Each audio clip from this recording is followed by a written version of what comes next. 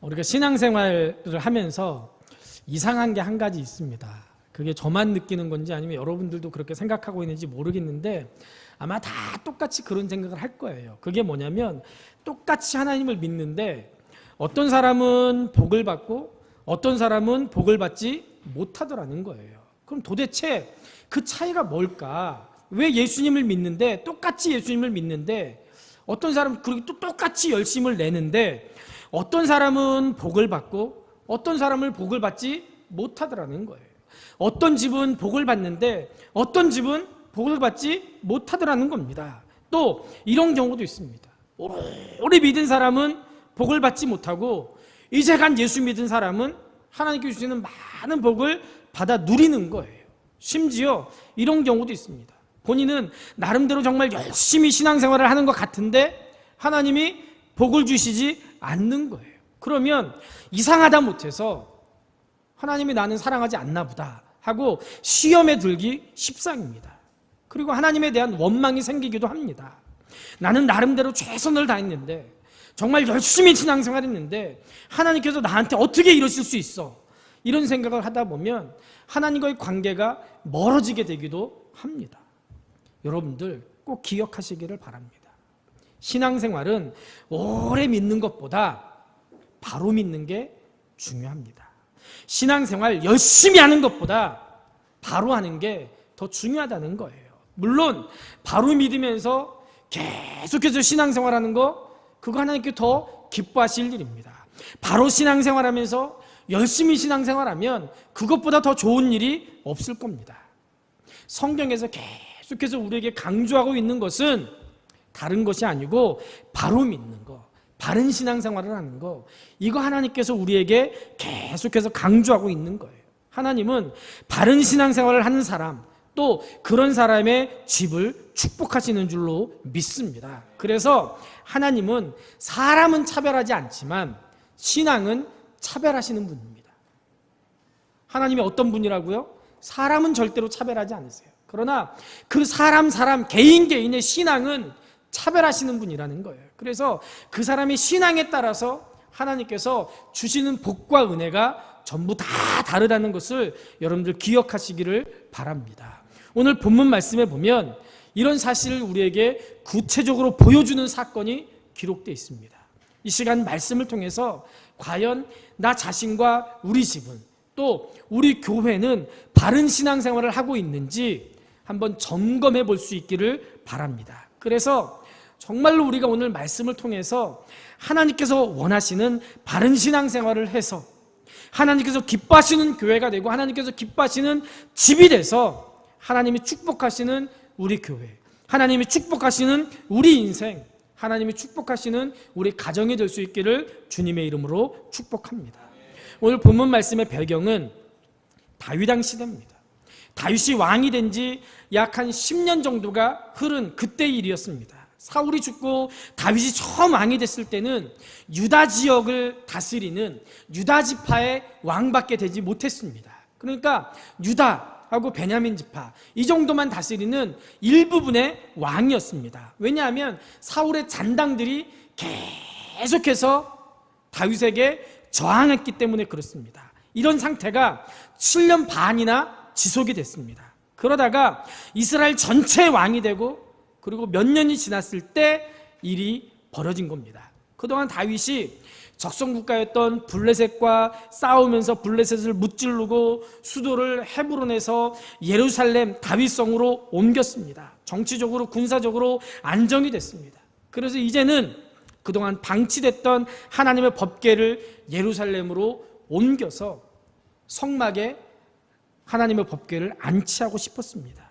그 당시 법궤는 바알레 유다라는 곳에 있었습니다. 2절 말씀해 보니까 다윗이 일어나 자기와 함께 있는 모든 사람과 더불어 바알레 유다 기란 여아림입니다. 바알레 유다로 가서 거기서 하나님의 궤를 메어오려 하니 그 궤는 그룹들 사이에 좌정하신 만군의 여호와의 이름으로 불리는 것이다 라고 그렇게 말씀하고 있습니다.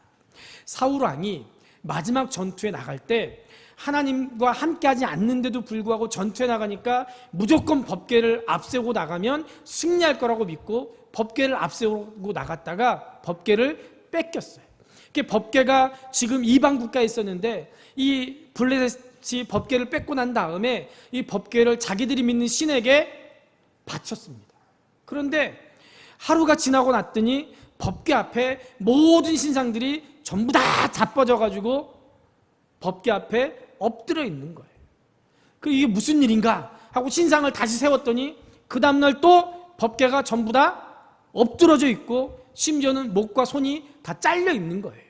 그래가지고 야, 이거는 그냥 보통 일이 아니구나 생각을 해서 이 법궤를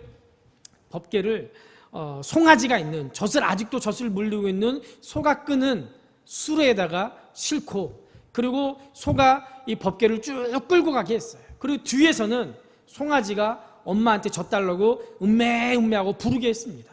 그러면 자연스럽게 본능에 의해서 어미소가 자기 새끼 송아지가 젖달라고 부르니까 어떻게 해요? 뒤를 돌아볼 수밖에 없죠. 그 뒤를 돌아보면 이건 우연히 일어난 일이고, 만약에 자기 송아지가 자기 새끼가 계속 부르는데도 소가 뒤를 돌아보지 않고 앞으로 계속해서 전진하면 이거는 하나님이 우리가 섬기는 신을 이기는 거니까 이 법궤 보내야 된다, 그렇게 한 거예요. 근데 어떻게 했어요? 베세메스로 가는 소가 뒤에서 송아지가 부르는데도 불구하고 앞으로 계속해서 갔어요. 그래가지고 블레셋이 그 법궤를 그냥 기럇 여아림에다가 놔둔 거예요. 그런데도 불구하고 이 법궤를 예루살렘 성막으로 옮기지 못하고 있었어요.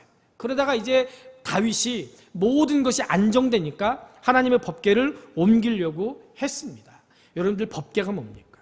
법궤는 원래 성막 안에, 지성소 안에 놓여져 있던 상자입니다. 성막은 솔로몬 왕 때 건축된 성전의 전신입니다. 거룩한 텐트라는 그런 뜻을 가지고 있어서 하나님의 임재의 상징으로 세워진 것이었습니다.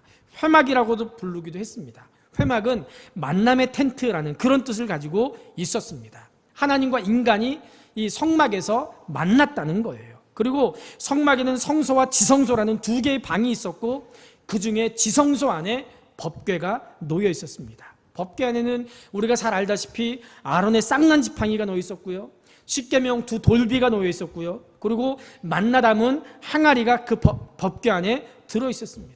이 세 가지 물건은 하나님의 임재를 상징하는 그런 물건이었습니다.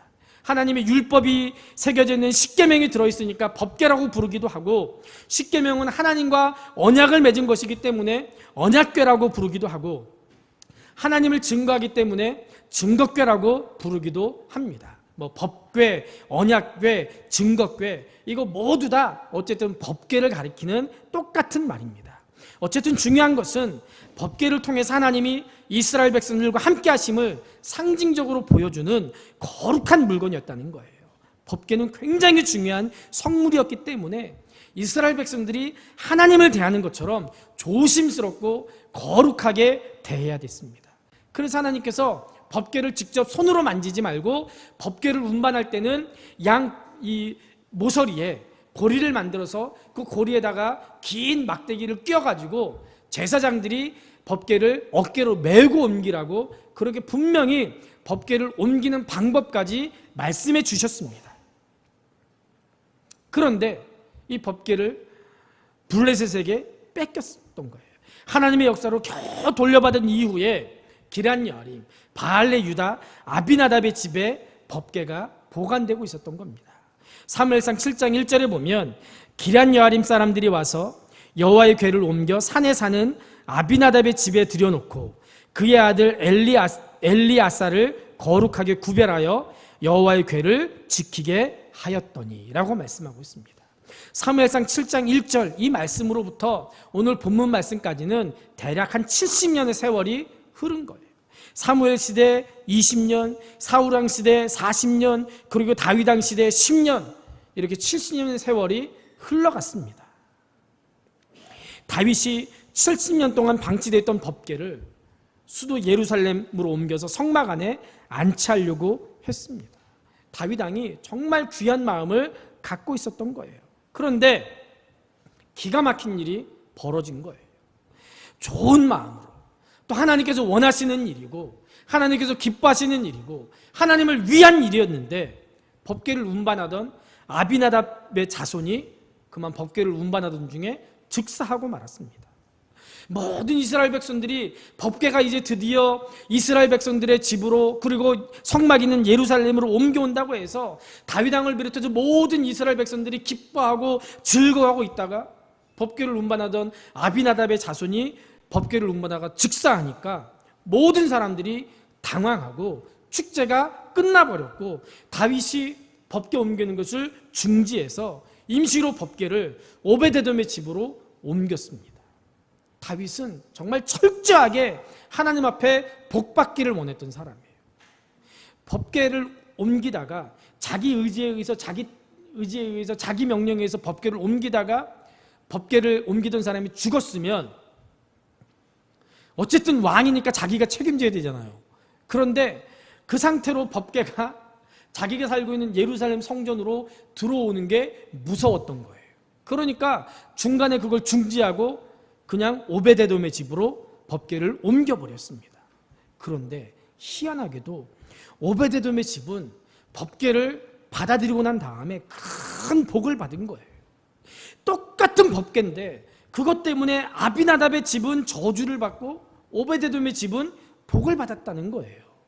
그럼 도대체 똑같은 법궤를 두 집에서 똑같이 그 법궤를 모시고 있었는데 왜 한 집은 복을 받고 왜 한 집은 저주를 받은 겁니까? 먼저 아비나답의 집을 보세요. 아비나답의 집에서 법궤를 운반해서 나오는 과정에 문제가 생겼습니다. 3절에 보면 그들이 하나님의 궤를 셋수레에 싣고 산에 있는 아비나답의 집에서 나오는데 아비나답의 아들 우사와 아요가 그 셋수레를 모니라.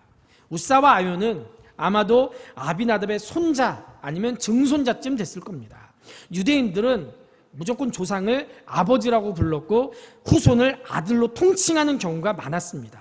아비나답의 아들은 엘리아살이었습니다. 그래서 여기서 말씀하고는 아비나답의 아들 우사와 아요는 아마도 아비나답의 손자라든지 증손자쯤 됐을 겁니다. 그런데 여기서 법궤를 셋수레에 운반한 게 탈이었습니다.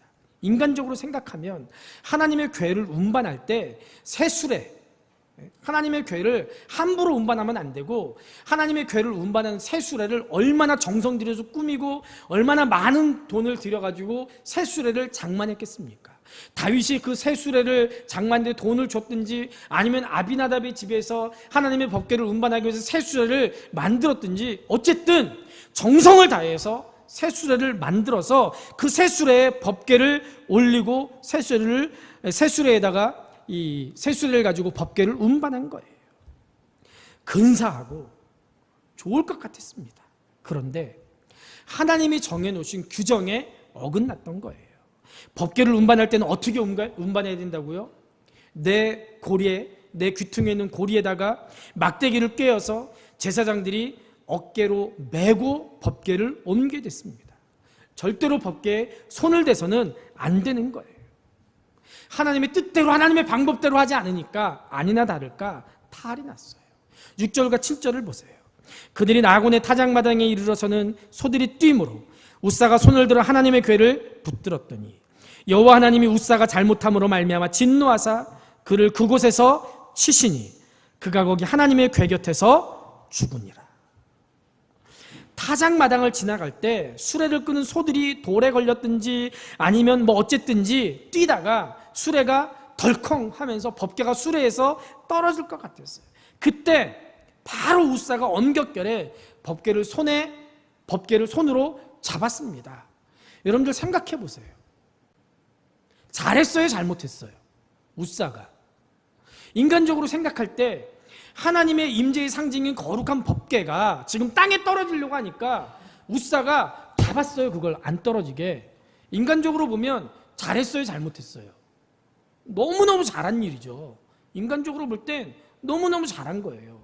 그런데 하나님께서는 우사가 법궤를 손으로 잡았다고 크게 진노하셨고 그래서 그 자리에서 우사의 생명을 취하셨습니다.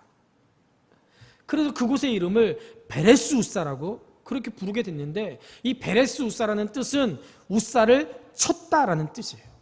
우사를 죽였다, 우사의 생명을 걷어가셨다는 그런 뜻입니다. 다시 말하면 우사가 하나님의 저주를 받았다는 그런 의미입니다. 여러분들 기가 막히지 않습니까? 하나님의 법궤를 운반하다가 죽었어요. 게다가 이 아비나답의 집이 법궤를 몇십 년 동안이나 자기 집에서 모셨던 집이에요. 누구도 두려워서 그 법궤를 모시려고 하지 않았는데 그 법궤를 몇십 년이나 자기 집에서 모셨어요. 그리고 정성을 다해서 최선을 다해서 인간이 생각할 때 가장 좋은 방법으로 법궤를 옮겼습니다. 그리고 인간이 생각할 때 법궤가 땅에 떨어지면 안 되니까 떨어지지 않도록 붙잡았어요. 그런데 하나님께서 진노하셔서 우사를 데려가셨어요. 하나님의 일에 열심을 냈는데 열심히 하나님의 일을 하다가 이런 비극이 일어난 거예요. 그러니까 다윗이 당황해서 사태를 수습하기 위해서 법궤 운반을 중단시키고 임시로 보관할 장소를 찾다가 오베데돔의 집으로 법궤를 옮겼습니다. 오베데돔은 레위 지파 사람이었기 때문에 법궤를 관리할 수가 있었습니다. 나중에 다시 법궤를 예루살렘으로 안치할 때까지 오베데돔의 집에서 약 석 달 정도 있게 됐는데 이번에는 어떤 일이 있었습니까? 11절 말씀해 보니까 여호와의 궤가 가드 사람 오베데돔의 집에 석 달을 있었는데 여호와께서 오베데돔과 그의 온 집에 복을 주시니라 라고 말씀하고 있습니다. 하나님께서 오베데돔과 그 집을 크게 축복하셨다는 거예요. 온 가족이 화목하고 평안히 넘쳤다는 거예요. 그리고 물질의 복을 받아서 큰 부자가 됐다는 겁니다. 유대 역사가 요세푸스에 의하면 이 오베데돔의 집이 원래는 가난했었는데 이 짧은 3개월 동안 큰 부자가 됐다라고 그렇게 증거하고 있습니다. 그뿐만이 아닙니다. 성경을 잘 연구해 보면 오베데돔 집안의 모든 사람들, 형제들, 아들들, 후손들까지도 큰 복을 받았습니다. 많은 복을 받았어요. 특별히 그 집안 사람들이 대대로 법궤를 지키는 문지기직을 맡았습니다. 이게 정말로 중요하고 영광스러운 직분입니다. 요즘 말로 해서 그저 단순히 관리인, 수위 뭐 이런 일을 했다는 것이 아니고 주의 전을 지키는, 그것도 법궤를 지키는, 법궤를 관리하는 정말 중요한 직책을 하나님께 대대로 받은 거예요. 역대상 26장 8절에 보니까 이는 다 오베데돔의 자손이라. 그들과 그의 아들들과 그의 형제들은 다 능력이 있어 그 직무를 잘하는 자이니 오베데돔에게서 난 자가 62명이며. 무슨 일을 맡았다고요? 또 무슨 일을 잘했다고요? 성막에서 법궤를 관리하는 그 일을 하나님께서 맡겨주셨는데 그 일을 대대손손 너무나 잘했다는 거예요. 다윗 당시에 그 집안에서 62명의 문지기가 나왔다는 거 정말 엄청난 축복입니다. 놀라운 축복이고 놀라운 영광입니다. 여러분들 여기서 우리는 정말 놀라운 사실을 발견하게 됩니다. 아비나답의 집은 70년 동안이나 법궤를 모셨고 반면에 오베데돔의 집은 겨우 3개월 동안 모시고 큰 복을 받았습니다. 단순하게 비교하면 70년과 3개월 280배 차이가 나는데 완전히 역전해버린 거예요. 어떻게 생각하십니까? 오베데돔의 집이야 3개월 만에 하나님께 주신 놀라운 복을 받았으니까 감사할 것밖에 없었겠지만 아비나답의 집으로서 너무나 황당하고 섭섭했을 겁니다. 하나님이 어떻게 우리한테 이럴 수가 있을까? 우리가 그동안 헛짓했구나. 이게 뭐야? 그런 생각하지 않았겠습니까? 그런데 하나님이 하신 일을 우리가 어떻게 판단할 수 있겠습니까? 하나님의 원칙에 따라서 각각 어떤 집은 축복하고 어떤 집은 저주한 거예요. 그래서 우리가 이 사건을 통해서 중요한 사실을 깨달아야 됩니다. 그게 뭡니까? 신앙생활은 얼마나 오래 했느냐, 그게 중요한 게 아니고 신앙생활을 얼마나 바르게 했느냐, 하나님의 뜻대로 했느냐가 더 중요하다는 거예요. 한마디로 말하면 신앙생활의 길이보다 신앙생활의 질이 더 중요하다는 거예요. 다른 말로 표현하면 신앙의 연수보다 신앙의 태도가 더 중요하다는 겁니다. 아비나답의 집이 오랜 세월 법궤를 모셨지만 아마도 형식적으로 신앙생활을 한 것 같아요. 반면에 오베데돔의 집은 법궤를 모셔놓고 마치 하나님을 모신 것처럼 온 집안 식구들이 기뻐하고 감사하며 최선을 다했던 것 같습니다. 하나님으로서는 아비나답의 집보다 오베데돔의 집을 더 기뻐하시는 게 당연한 일인 거예요. 여러분들, 그렇기 때문에 우리가 명심해야 됩니다. 바른 신앙생활하는 거 중요합니다. 살아계신 하나님을 진실하게 믿고 섬겨야 됩니다. 대충 믿으면 정말 곤란합니다. 진실한 신앙 가운데 말씀대로 순종하고 하나님의 영광을 위해서 헌신해야 될 줄로 믿습니다. 그래서 우리가 신앙생활하면서 가장 신경 써야 되는 것은 말씀에 순종하는 겁니다. 우리가 믿음으로 구원받지만 그 다음 실제적인 삶 속에서 축복을 받는 것은 순종의 여부에 달려있는 거예요. 여러분들, 우리가 흔히 사람들을 볼 때, 예수 믿는 사람들을 볼 때 어떻게 평가를 합니까? 저분 정말 믿음이 좋아. 저분 믿음이 별로 없어. 믿음이 약해. 저분 요즘 믿음이 많이 떨어졌어. 저분 요즘 믿음이 많이 성장하고 성숙했어. 이렇게 평가를 하죠. 그 믿음이 도대체 뭐예요? 믿음에는요, 두 가지 종류가 있습니다. 하나는 내가 예수를 믿는 믿음이에요. 구원받는 믿음이에요. 이 구원받는 믿음은 내 노력이나 내 의지로 생기는 것이 아니고 하나님께서 우리에게 전적으로 선물로 주시는 것이기 때문에 이 구원받는 믿음에 있어서 우리가 차이가 있어요, 없어요? 없습니다. 그죠? 최 목사에게 주신 구원받는 믿음이나 문장로님, 김 장로님에게 주신 구원받는 믿음이나 권사님들에게 주신 구원받는 믿음이나 안수집사님들에게 주신 믿음이나 성도들에게 주신 믿음이나 주일학교 아이들에게 주신 믿음이나 구원받는 믿음은 다 똑같아요. 하나님께서 주시는 것이기 때문에요. 그러나 우리가 믿음이 좋네, 믿음이 나쁘네, 믿음이 성장했네, 믿음이 떨어지네 얘기할 때 그 믿음은 실제적으로 우리 삶 속에서 우리가 하나님을 어떻게 섬겼느냐로 평가되는 믿음이에요. 그렇기 때문에 이 믿음은 우리가 계량할 수 있는 거예요. 판단할 수 있는 거예요. 어떻게 판단하는 거예요? 저 사람이 정말 하나님의 말씀대로 사는가? 예수 믿으면서도 하나님의 말씀대로 살지 못하고 여전히 예수 믿지 않는 사람과 똑같은 삶을 사는가? 그걸 가지고 판단을 하는 거예요. 그래서 우리가 보면서 저분은 정말 믿음이 좋아. 저분은 정말 믿음, 끝났어. 저분 요즘 보면 믿음이 정말 성장하고 성숙했어. 내가 정말 본받고 싶어. 이렇게 평가할 수 있는 거예요. 그걸 평가하는 가장 중요한 요소가 뭐라고요? 하나님의 말씀에 순종하는가, 그렇지 않는가의 여부입니다. 성경을 살펴보면 누누이 강조하는 것이 바로 이거예요. 하나님의 말씀은 인생의 바른 길입니다. 그리고 하나님의 백성들이 행해야 될 마땅한 도리입니다. 이 말씀대로 살면 하나님이 기뻐하시고 우리에게 복 주시겠다고 약속하셨습니다. 대표적으로 신명기 28장은 이렇게 증거합니다. 신명기 28장 1절과 2절에 보니까 네가 네 하나님 여호와의 말씀을 삼가 듣고 내가 오늘 네게 명령하는 그의 모든 명령을 지켜 행하면 네 하나님 여호와께서 너를 세계 모든 민족 위에 뛰어나게 하실 것이라.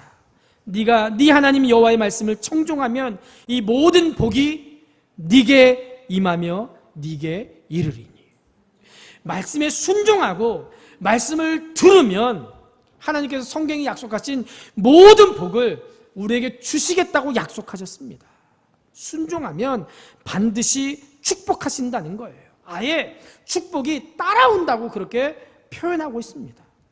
그러나 반면 신명기 28장 뒷부분을 보면 그와 반대로 말씀을 듣지 않거나 듣고도 순종하지 않으면 하나님의 무서운 저주가 따라온다라고 증거합니다. 성경은 너무나 단순해요.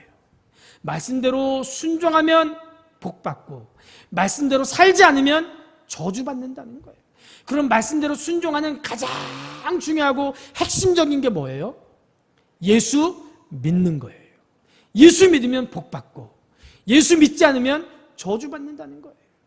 그리고 예수 믿게 되면 그 예수 믿은 증거로 우리가 하나님의 말씀대로 살게 되는 거예요.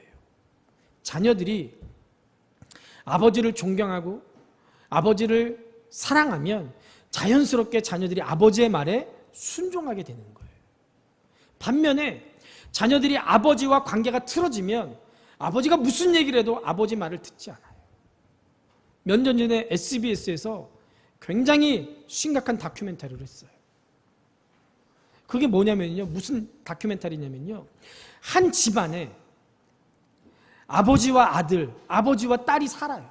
그런데 아들이 아버지로부터 상처를 받으니까 아들이 장성하고 나서부터 아버지를 아예 없는 사람 취급을 하는 거예요. 그래서 한 공간에 있는데도 아들이 아버지를 안 보는 것처럼 아예 없는 사람처럼 취급해요. 그러니까 아버지와 아들 간에 대화도 하지 않고요. 아들이 출근했다가 퇴근해서 집에 들어오면 아예 방에 들어가서 나오지를 않아요. 그러니까 아버지가 늙고 나서 직장도 이제 은퇴하고 할 일도 없고 힘도 떨어지고 그런 상태에서 아들마저 자기한테 그렇게 하니까 아버지가 너무너무 괴로운 거예요. 너무너무 괴로워요. 근데 그런 집이 너무 많은 거예요. 너무 많은 거예요. 그래서 상담하는 사람들을 통해서 그런 사람들을 모아놨어요. 하얀 방 프로젝트라고 해서 하얀 방, 하얗게 칠해 있는 방에 아버지와 아들 두 사람만 들어 보내놓은 거예요. 그리고 거기서 어떻게든 둘이 치고받고 싸우든 뭐 울든 웃든 뭐 어떻게 하든 두 사람이 한번 얘기를 해봐라. 그런데도 아들이 얘기를 안 해요. 그러니까 결국에 상담하는 사람이 들어가서 도와줬어요. 대화라도. 그랬더니 아들이 겨우 자기 마음속에 있는 얘기를 꺼내는데, 그런데도 아버지를 보고 얘기를 하지 않고 상담하는 사람을 보면서 혹은 카메라를 보면서 얘기하는 거예요. 그러면서 하는 얘기예요. 나는 앞으로도 아버지랑 얘기하고 싶지 않다는 거예요. 정말 심각하고 정말 무섭더라고요. 야, 우리 애들도 나중에 나한테 이렇게 하면 어떡하지? 그런 생각이 들 때. 아버지를 존경하면 아버지 말에 순종하고, 아버지와 관계가 틀어지면 아버지 보려고도 하지 않는 거예요. 마찬가지로 우리가 정말 하나님을 사랑하고 하나님을 믿는다면 하나님의 말씀을 들을 수밖에 없어요. 그리고 말씀을 듣게 되면 내가 말씀대로 살 수밖에 없는 거예요. 은혜 받으면 교회를 섬길 수밖에 없고, 은혜 받으면 교회를 사랑할 수밖에 없고, 은혜 받으면 주의 일에 열심을 낼 수밖에 없는 거예요. 없는 거예요. 부천에서 한 10년 동안 한 교회를 섬겼었어요. 부교육자로. 교육전사 때부터. 근데 그 교회가 35주년이 돼서, 개척한 지 35주년이 돼서 담임 목사님이 저한테 35주년 기념 하는 35주년사 책을 만들라는 거예요. 저보고. 그래가지고 책을 만들기 위해서 이 사람 저 사람 이제 인터뷰를 했어요. 초창기 교회가 어떻게 생기고, 그리고 사진 같은 것도 초창기 사진 같은 거 다 모으고, 그런 작업을 하다가 이제 제가 그 교회를 그만두고 나오면서 작업이 중단돼서 그냥 사진첩만 나왔었는데요. 얘기를 들었었어요. 초창기 교인들 얘기를 들었더니요, 초창기 교인들이 하는 얘기가 다 똑같이 그런 얘기를 하는 거예요.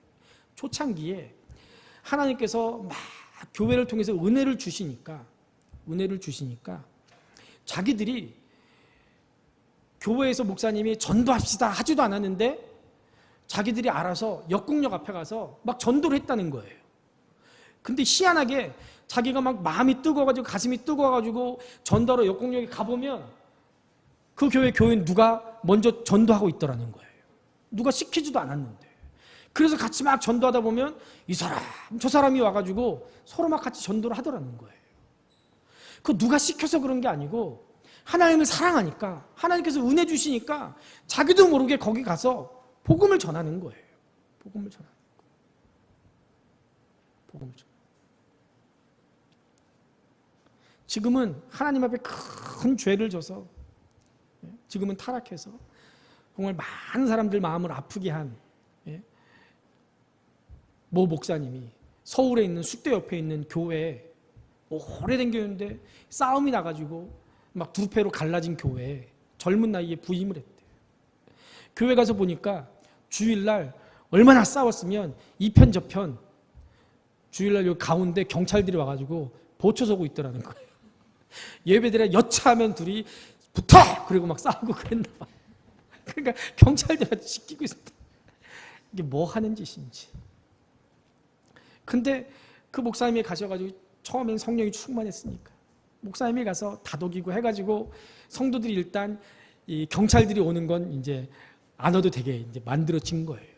그리고 나서 목사님이 부임하고 나서 처음에 이제 총동원 전도주의를 하는데, 예를 들면 오늘이 금요일이에요. 그리고 내일 모레면 총동원 전도주일 날인데 성도들이 전도하는 게 하나도 안 보이더라는 거예요. 열심히 전도하고 그렇게 외쳤는데도 아무도 움직이지 않더라는 거예요.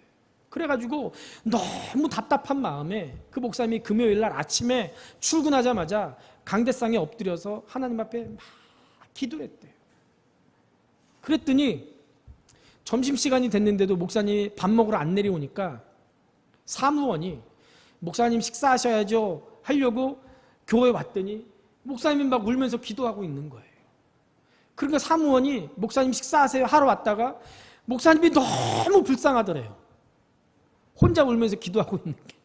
그래가지고 사무원이 자기도 여기 맨 앞에 앉아가지고 같이 목사님 불쌍해서 하나님 앞에 울면서 기도했대요. 그랬더니 사무원이 안 오니까 전도사가 아니 목사님 부르러 간 사무원 왜 안 오는 거야? 그리고 전도사도 와보니까 목사님하고 사무원이 울면서 기도하고 있거든요. 그러니까 야 이거 오늘 밥 먹긴 글렀구나. 그리고 같이 앉아서 기도한 거예요. 그렇게 저녁까지 기도를 했대요. 그런데 놀라운 역사가 일어났는데요. 그날 하나님께서 모든 성도들의 마음에 똑같은 마음을 주신 거예요. 무슨 마음을 주셨냐면 갑자기 교회가 가고 싶은 마음을 주신 거예요. 그래서 성도들이 퇴근하다가 이상하게 그날따라 교회가 가고 싶어서 교회에 온 거예요. 교회 왔더니 무슨 일이 일어나고 있어요? 담임 목사님, 사무원, 교역자들이 막 울면서 기도하고 있는 거예요. 그걸 보니까 하나님께서 교인들 마음에 무슨 마음을 주셨냐면 야 목사님 정말 불쌍하다 하는 마음을 주셔가지고 집에 안 가고 같이 기도하기 시작했어요. 그날 밤새 기도했는데 전교인이 다 나와서 기도를 했다는 거예요. 하나님이 똑같은 마음을 주셨어요. 그리고 토요일 날 하루 남았는데 그날 성도들이 막 미친 듯이 전도를 해가지고 그 다음날 총동원 전도 줄 때 놀라운 역사가 일어났다는 거예요. 하나님께 은혜 받으면, 하나님을 사랑하면 하나님께서 우리에게 그런 마음을 주시는 거예요. 그런 마음을 주시는 거예요. 하나님의 말씀을 안 들을래야 안 들을 수가 없는 거예요. 여러분들 우리가 흔히 말하는 불순종하는 이유가 뭡니까? 내 생각에는 그게 아닌데 하는 그런 마음이 있어서 하나님의 말씀에 불순종하는 거예요. 그런데 이게 탈이에요. 하나님의 생각과 내 생각을 어떻게 비교할 수 있습니까? 하나님의 생각이 들어있는 말씀이 내게 주어지면 내가 무조건 따지지도 말고 순종해야 되는데 내 생각을 앞세우니까 하나님의 말씀 비판하고 하나님의 말씀 거절하고 거역하게 되는 거예요. 이거야말로 정말 어리석기 짝이 없는 일입니다. 이런 얘기가 있어요. 어느 더운 여름날 농부가 호두나무 밑에서 쉬다가 호박덩쿨을 보면서 중얼거렸습니다. 아유, 하나님 참 이상한 분이지. 저 조그만 덩쿨에 큰 호박이 열리게 하시는 이유를 모르겠구만. 호두같이 작은 열매가 저 덩쿨에 열리게 하시고 이 큰 호두나무에 이렇게 큰 호박이 열리게 하시면 얼마나 좋아. 하나님은 정말 이상해. 이해할 수가 없어. 그렇게 하면서 그 호두나무 그늘 아래서 잠깐 쉰다고 하는 게 그만 스르르 잠이 들었어요. 한참 코를 고면서 자고 있는데 갑자기 호두 하나가 호두나무에서 떨어져가지고 이마에 딱 하고 부딪혀가지고 농부가 깜짝 놀라서 잠에서 벌떡 깨서 일어났습니다. 이거 뭐야? 하고 봤더니 호두가 떨어져 자기 머리에 떨어진 거예요. 그러면서 깨달았어요. 야, 하나님 정말 감사한 분이다. 만약에 저 큰 호박이 이 호두나무에 달려 있었다면 난 오늘 완전히 죽었다. 죽었다는 거. 작은 덩쿨에 큰 호박이 열리게 하시고 큰 나무에 작은 호두가 열리게 하신 이유를 이제야 알았네. 역시 하나님 최고다. 그랬다는 거예요. 네, 그랬다는 거예요. 여러분들, 우리가 어떻게 우리 아둔한 머리로 전지전능하신 하나님의 말씀을 판단할 수 있겠습니까? 하나님께서 말씀하시면 그저 우리는 아멘하고 순종하면 그걸로 돼요. 그러면 약속하신 대로 반드시 복 주실 줄로 믿습니다. 아비나답의 집 식구들 자기들 생각에 법궤를 쇠수레에 싣고 운반하면 근사할 줄 알았습니다. 그러나 그건 자기들 생각이지 하나님의 생각은 달랐어요. 금세 문제가 생겼습니다. 그러나 오베데돔의 집 식구들은 하나님의 말씀대로 고지곳대로 믿고 순종하는 사람이었습니다. 여기서 두 집이 저주와 축복으로 갈라진 거예요. 그렇기 때문에 여러분들, 혹시 우리가 성경을 읽다가 하나님의 말씀을 듣다가 내 생각과 다를 때에도 말씀에 순종해 보세요. 하나님의 말씀인데 설마 우리를 망하게 하겠습니까? 19세기 복음전도자로 유명한 D.L. 무디의 이야기입니다. 시카고의 다운타운에 지금도 무디 신학교가 있는데요, 그 캠퍼스 안에 무디 기념관이 있다고 합니다. 이곳에 무디가 생전에 행했던 모든 사역에 대한 그런 이 자료들이 다 전시가 되어 있는데요, 그곳에 무디가 평상시에 사용했던 유품들 중에 무디가 읽었던 성경책이 있다고 합니다. 성경책이 여백에 무디가 성경을 읽다가 많이 이렇게 메모를 해놨는데 그 중에 이런 메모가 반복돼서 적혀 있다고 합니다. 뭐냐면요, 테스트해봤더니 증명됨, 테스트해봤더니 증명됨, 테스트해봤더니 증명됨. 이게 성경에 계속 써 있는 거예요. 무슨 얘기입니까? 무디가 말씀을 읽다가 말씀대로 살아봤더니 하나님께서 그대로 복 주시더라는 거예요. 그래서 거기다 써놓은 거예요. 테스트해봤더니 증명돼요.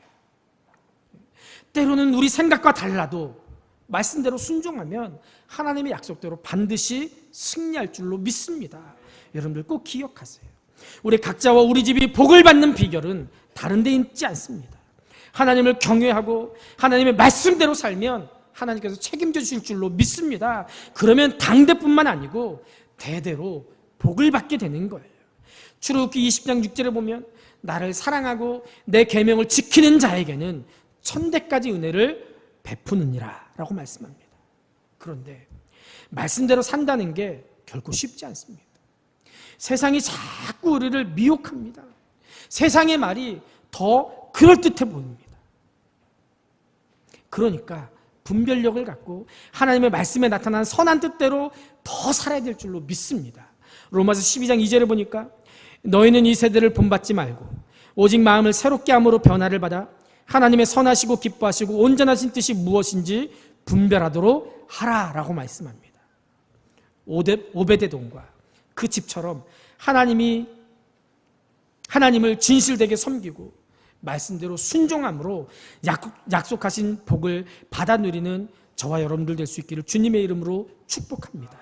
또 마지막으로 오베데돔의 집은 하나님의 영광을 위해 헌신해서 큰 복을 받았습니다. 우사가 법궤를 운반하던 현장에서 즉사했을 때 분위기가 어땠겠습니까? 살벌하고 소름이 돋고 용맹스러운 장군 출신인 다윗 왕조차도 주로했으니까 두말할 것도 없이 그 분위기가 싸했을 겁니다.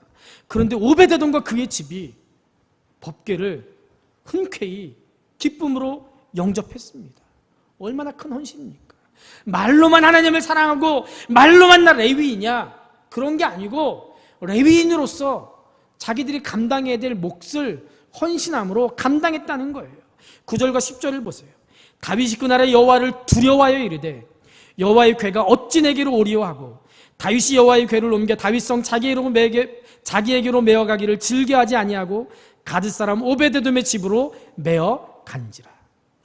여러분들, 하나님을 사랑하는 사람은 하나님의 영광을 위해서 하는 모든 일을 기쁜 마음으로 감당합니다. 복음을 전하고 교회를 위해서 봉사하고 이런 모든 일들을 기쁨으로 하고 세상의 그 무엇보다도 즐거움으로 일을 감당합니다. 시편 84편 10절에 보면 주의 궁정에서의 한 날이 다른 곳에서의 첫날보다 나은즉 악인의 장막에 사는 것보다 내 하나님의 성전 문지기로 있는 것이 좋사오니 라고 고백하고 있어요. 하나님이 좋아서 하나님을 위한 일이 아무리 사소할지라도 즐거워하면서 하는 모습이에요. 여러분들, 우리가 하나님의 자녀로서 많은 은혜를 입었습니다. 그리고 장차 천국에 들어가면 하늘의 영광과 놀라운 보화를 얻게 될 겁니다. 그렇기 때문에 하나님을 위한 고난도 우리가 자청해야 됩니다. 그것이 우리에게 더 큰 축복과 영광이 되게 할 줄로 믿습니다. 로마서 8장 17절과 18절에 보면 자녀이면 또한 상속자 곧 하나님의 상속자요 그리스도와 함께한 상속자니 우리가 그와 함께 영광을 받기 위하여 고난도 함께 받아야 할 것이니라. 생각하건대 현재의 고난은 장차 우리에게 나타날 영광과 비교할 수 없도다 라고 말씀하고 있습니다. 장차 영광을 위해서 고난을 참는 거예요. 옛날 미국 서부 철도 회사에 미스터 앤더슨이라는 사람이 새로운 사장으로 부임했습니다. 이분이 현장을 돌아보는 중에 수염이 턱숙하게 난 노인과 마주쳤어요. 그런데 그 노인이 이 앤더슨 사장님을 먼저 알아보고 반갑게 인사합니다. 아니 당신 미스터 앤더슨 아니요? 나요 나 알아보겠어? 20년 된 텍사스에서 우리 같이 일당 $5 받고 같이 열심히 일했잖아. 아니 당신 어떻게 이렇게 사장으로 왔어? 정말 반갑네. 아는 척을 하는 거예요. 그리고 가만히 보니까 앤더슨 사장도 그 노인을 알아보게 된 거예요. 그럼 반갑게 어유 오래간만입니다 하고 포옹을 했어요. 그러면서 앤더슨 사장이 그 노인에게 이렇게 얘기를 했어요. 정말 오래간만입니다. 그동안 어떻게 지냈습니까? 그런데 말입니다. 20년 전 당신은 일당 $5를 받기 위해서 일했는지 모르지만 나는 온전히 철도를 위해서 일했습니다. 똑같이 일당 $5를 받고 그 현장에서 철도 노동자로 일했던 사람이 한 사람은 20년이 지나도 여전히 철도 노동자로 일했는데 한 사람은 사장이 됐어요. 그 철도에서 사장이. 그 차이가 뭐예요?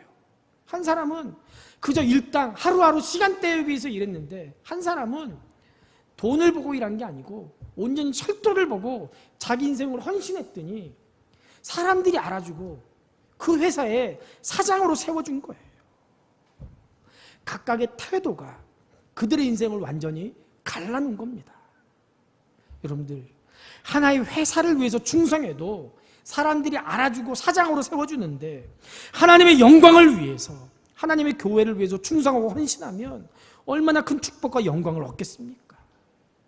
여러분들 아비나답의 집과 오베데돔의 집, 이 두 집을 잘 비교해 보세요.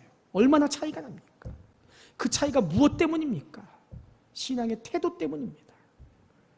이제 무더위가 물러가면 하반기에 우리가 다시 한번 우리 신앙의 태도를 다듬고 열심을 냅시다. 올 하반기에 계획하고 있는 모든 일들이 하나님의 은혜 가운데 열매 맺도록 함께 부딪히고 함께 씨름하고 함께 기도하고 함께 동역하고 함께 교회를 세워나갑시다. 오베데돔과 아비나답 이 두 집 다 하나님의 백성들이었지만 신앙의 태도에 따라 완전히 다른 열매를 맺었습니다. 하나님의 일에 어떤 신앙의 태도를 가지고 있느냐가 우리의 미래를 결정하게 될 거예요. 하나님께서 우리 교회를 사랑하셔서 우리 교회에 반드시 복 주시고 반드시 우리 교회를 높여주실 줄로 믿습니다.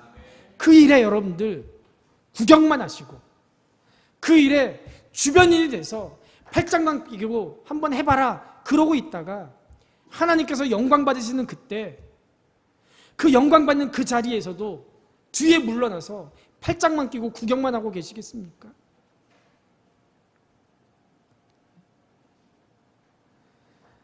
하나님께서 영광 받는 그 자리에 여러분들 한 사람 한 사람이 주인공이 되세요. 그래서 하나님께 영광 돌리시고 하나님께 기쁨을 드리시고 주님께서 우리에게 시원하게 하시는 하나님의 놀라운 예비하신 그 축복과 영광을 누리는 우리 모든 노원 성직교회 성도들 될 수 있기를 우리 주님의 이름으로 축복합니다. 우리 이 시간에 말씀을 생각하면서 주님 말씀하시면 내가 나아가리라, 주님의 뜻에 아멘하며 순종하고 주의 일에 헌신하겠습니다. 다짐하면서 함께 찬양드리겠습니다.